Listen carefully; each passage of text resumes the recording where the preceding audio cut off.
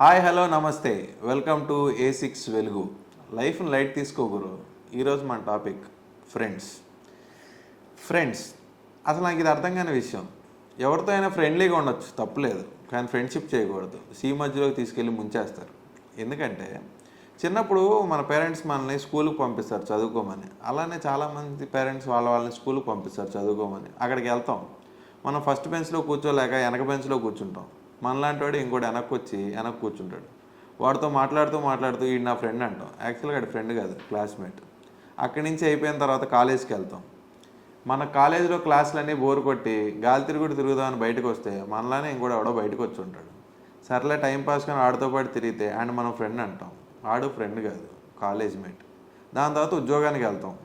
మనకు టేబుల్ ఇస్తారు, అక్కడ సిస్టమ్ ఇస్తారు. మన పని మనం చేసుకుంటే పక్కన ఉన్నవాడు టిఫిన్ చేశారా అని అడుగుతాడు. వాడితో మాటలు కలుపుతాం. తర్వాత వాడు మా ఫ్రెండ్ అంటాం. వాడు అప్పుడప్పుడు ఫోన్ చేసి ఓ 10,000 ఉన్నాయా 20,000 ఉన్నాయా, లేదంటే క్రెడిట్ కార్డు బిల్లు వాడేసుకొని టైంకి వాడు ఫోన్లు ఎత్తడు, మనం ఇరుక్కుపోతాం. ఆడు ఫ్రెండ్ కాదు, కొలీగ్.